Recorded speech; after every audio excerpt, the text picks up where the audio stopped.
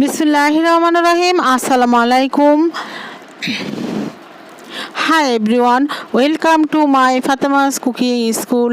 I am Fatema. আমি আজ দেখাবো বাবুর্চি স্টাইলে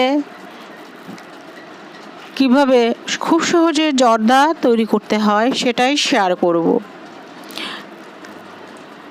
আমার এই রান্নাগুলো যদি ভালো লেগে থাকে লাইক, শেয়ার এবং সাবস্ক্রাইব করবে। পাশে থাকা বেল আইকনটি বাজিয়ে যাবে যেন আমার রান্নাটি সবার আগে তোমাদের কাছে চলে যায়। আর অল বেল আইকনটি বাজাতে হবে, সারা জীবনের জন্য চলে যাবে তোমাদের কাছে আমার নিত্য নতুন রান্না। কেমন আছো বন্ধুরা? আশা করি খুব খুব ভালো আছো। আর আমি আলহামদুলিল্লাহ আল্লাহর অশেষ রহমতে অনেক ভালো আছি। চলো বন্ধুরা, আমরা আমাদের পাশের জনকে ভালো রাখি, সেই সাথে 5 ওয়াক্ত নামাজ পড়ি, নফল পড়ি, তাহাজ্জুদ পড়ি এবং উভয় মা বাবাকে শ্রদ্ধা করি, সৎ থাকি। আমি এখানে বাসমতি চাল নিয়ে নিয়েছি 1 কাপের মতো। আধা ঘন্টা আগে আমি ভিজিয়ে রেখেছিলাম। আর দুধ নিয়ে নিয়েছি 1 কাপ। আমি আজ চালটা দুধের মধ্যে সেদ্ধ করব। চাইলে তোমরা পানি দিয়েও সেদ্ধ করতে পারো, কোনো সমস্যা নেই। এখানে আমি 2 চিমটি জর্দার রং দিয়ে নিয়েছি। আমি এখন চুলাতে বসিয়ে দিলাম। এতক্ষণ আমি চুলাতে কিন্তু বসাইনি, এই তো আমি চুলাতে বসিয়ে নেড়ে দিচ্ছি। আসলে আমি রান্না করে দেখলাম দুধ দিয়ে রান্না করলে একটা অন্যরকম স্বাদ আছে। সেটা হচ্ছে দুধের যে ফ্লেভারটা চাউলের ভিতরে চলে যায়। আমার চাউলটা সিদ্ধ হয়ে গেছে। এখন আমি নেড়ে চেড়ে নিয়েছি। এখন আমি আবারও কিছু পাউডার দুধ দিয়ে নিচ্ছি। আমি 2 টেবিল স্পুনের মতো দিয়ে নিলাম, প্রয়োজন হলে আবারও দেব। দিয়ে আমি এখন এটা ভালোভাবে মিশিয়ে নেব এবং আমি এখানে চিনি দিয়ে নিব। চিনিটা চাইলে শিরা করেও দেওয়া যাবে, আমি এমনিতেই দিচ্ছি।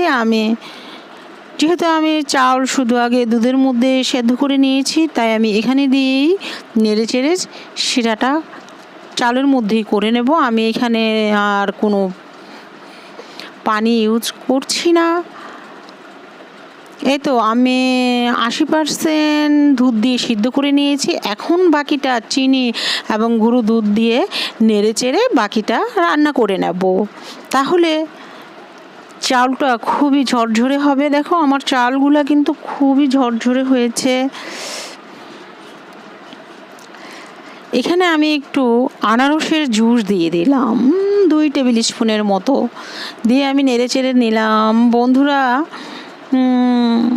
জর্দা মানে জর্দাই, জর্দার মধ্যে মোরব্বা, আনারসের জুস কিংবা কমলার জুস অবশ্যই দিতে হবে, নইলে কিন্তু জর্দার আসল স্বাদ কখনোই পাওয়া যাবে না।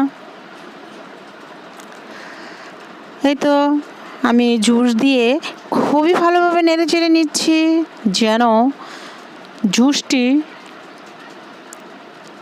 একসাথে মিশে যায়। এখন আমি দিয়ে নিলাম কিশমিশ। আমি কিন্তু চুলার আগুনটা একদম কমিয়ে দিয়েছি, হালকা আঁচে করছি। এই তো দেখো জর্দাটি কিন্তু হয়ে গেছে। আমি উঠিয়ে নিয়ে এসেছি, একদম ঝরঝরে হয়েছে এবং এটি ঠান্ডা হওয়ার পরে এটি আরেকটু ঝরঝরে হবে। এটা মাত্র চুলা থেকে নামিয়েছি, ঠান্ডা হয়ে যাওয়ার পর একদম ঝরঝরে হয়ে যাবে। দেখো ঠান্ডা হয়ে গেছে আমার জর্দাটি, একদম ঝরঝরে হয়েছে, দেখতেই বোঝা যাচ্ছে। এখানে আমি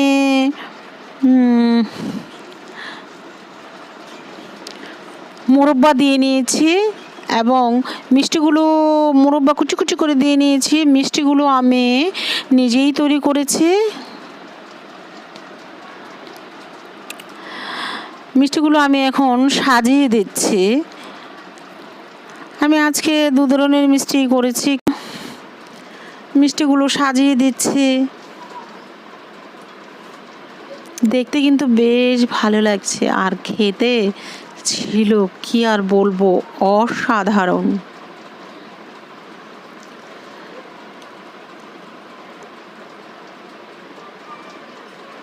এই তো সাজিয়ে ফেললাম।